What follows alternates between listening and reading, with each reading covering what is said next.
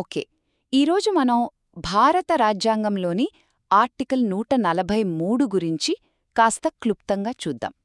అసలు ఏంటి ఈ ఆర్టికల్? సింపుల్గా చెప్పాలంటే ఇది మన రాష్ట్రపతికి ఒక స్పెషల్ పవర్ ఇస్తుందన్నమాట. ఏదైనా పెద్ద చట్టపరమైన డౌట్ వచ్చినప్పుడు ఆయన నేరుగా సుప్రీంకోర్టుని మీ అభిప్రాయమేంటి అని అడగొచ్చు.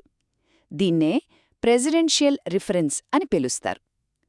సో ఇందులో మనం గుర్తుపెట్టుకోవాల్సిన మొదటి విషయం, సలహా ఎప్పుడు కంపల్సరీ, ఎప్పుడు కాదు. చూడండి, ఈ ఆర్టికల్లో 2 భాగాలున్నాయి. ప్రజా ప్రాముఖ్యత ఉన్న అంశంపై ప్రెసిడెంట్ సలహా అడిగితే సుప్రీంకోర్టు సలహా ఇవ్వచ్చు లేదా ఇవ్వకపోవచ్చు. అది కోర్టిష్టం. కానీ రాజ్యాంగం రాకముందు జరిగిన పాత ఒప్పందాల గురించి అడిగితే మాత్రం ఖచ్చితంగా తన అభిప్రాయం చెప్పి తీరాల్సిందే. ఇక రెండో పాయింట్, సుప్రీంకోర్టిచ్చిన ఈ సలహాని రాష్ట్రపతి పాటించాలా? అవసరం లేదు.